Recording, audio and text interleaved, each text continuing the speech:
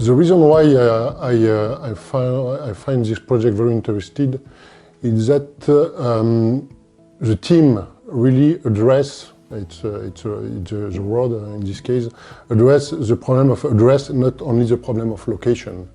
Often when we use Google Map or OpenStreetMap or all the common tools we are using when we are trying to go somewhere, these tools deals with location and often with only GPS coordinates.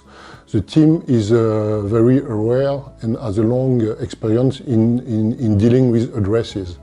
And there is some differences that may appear to be small in the first step, but real differences between address and location.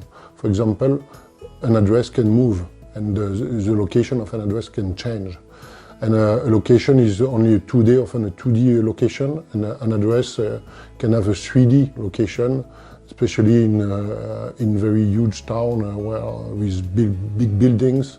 And when it's often even when you know the address in terms of number in the street, it may be difficult to find the right apartment or the right desk in the building.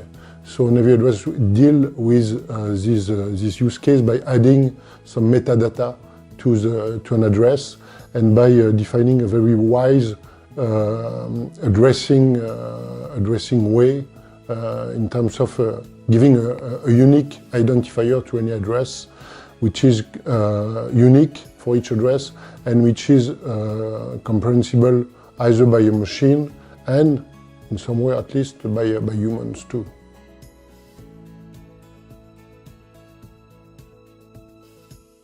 Well, have I ever been in a situation where Naviaddress could be the solution? Actually, yes. I live in a place very isolated in the campaign, where it's easy to find the location, the address, because it's available on Google Map. But it's more difficult to find the place where delivery men or postmen have to deliver the packets, because you have to walk 25 meters, and there is an isolated place where the packet could be deposited. And today, people, every time a delivery has to be made by DHL, for example, they have to call me. They call me, and I explain them where to put the packet, and I cross the fingers so that they put the packet in the right place. With Naviaddress, I would be able to add meta information on my address. This meta information will be visible by the people in charge of delivering packet to my house, and they will follow the direction and deposit the packet. Then they will follow the direction and they will deposit the packet at the right place from the first time.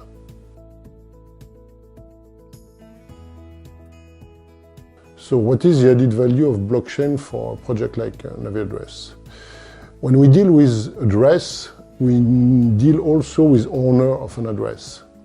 The blockchain is an ideal tool to link the owner of a blockchain address with the owner of a location or of an address. And when I'm the owner of an address, I have the ability to modify my information, my meta information, and it's easily feasible to check that I'm the real owner of the address, and that I'm the guy who can modify this information. When I sell something, let's imagine I sell my house, it's only easy for me to transfer the property of the address, of the location, to the guy I sell my house or my apartment.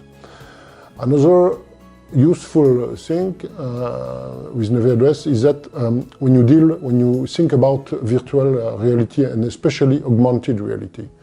With augmented reality, it's possible for anybody to add digital information on top of a real place, a real address. You can add virtual objects or virtual information on top of this place. And if anybody can put anything anywhere, it's a problem, because let's imagine I'm the owner of a restaurant. Another restaurant owner can come in front of my restaurant in the augmented reality world and add garbages in front of it. I don't want that to happen. So with a tool like Naviaddress, it can be mandatory that you are the owner of the address in the real world to be able to add meta information or to add object in the augmented reality world to this place.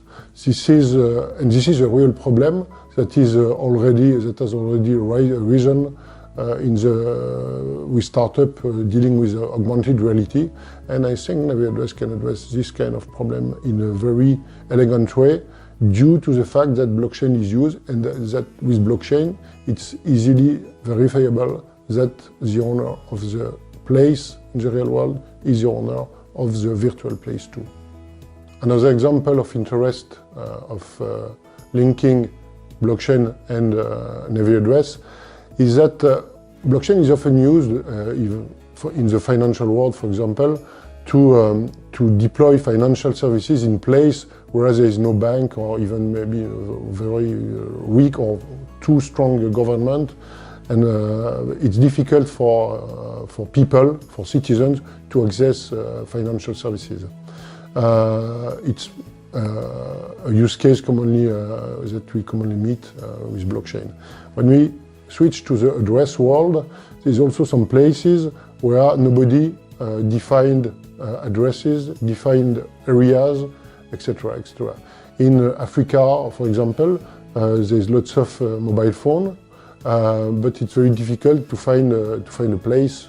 You don't have the concept of address, of streets, of number of streets, etc. In small village, you don't have this concept. With Naviaddress, it's easy for the owner of a place in the campaign in Africa to define that is the owner of this place and to create this address on Naviaddress, because it's also a nice feature of Naviaddress to allow anybody to create a place, to create an address, and to make it visible through Naviaddress. So in these countries, it's very interesting.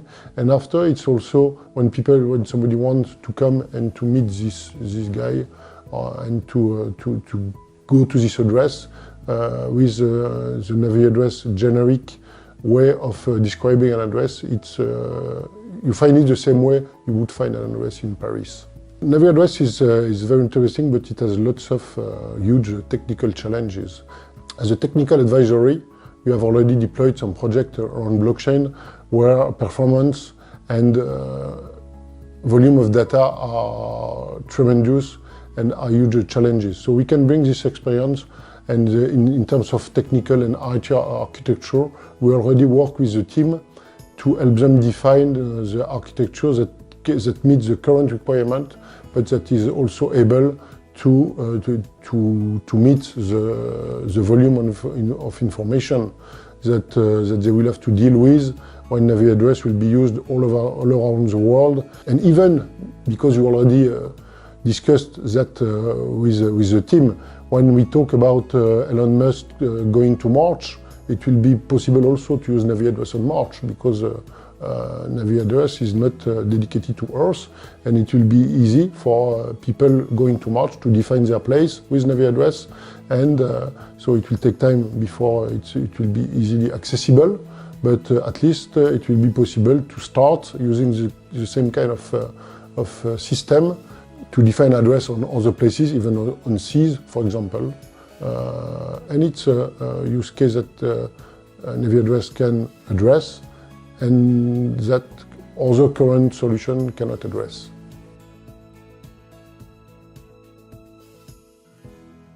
Comparing to other ICOs and to other ICO projects, which are often very specific and which also deals with a very specific problem, I find Naviaddress dealing with a problem that is common to any people. Any human on Earth may have to be able to define their address once on a system that would be used by everybody. So the utility of a Navi token is for everybody on Earth, and it's one of the few ICOs and one of the few projects, and we are sure that if the project meets its goals, everybody will need Navi tokens, because everybody will need to define their own address on the system.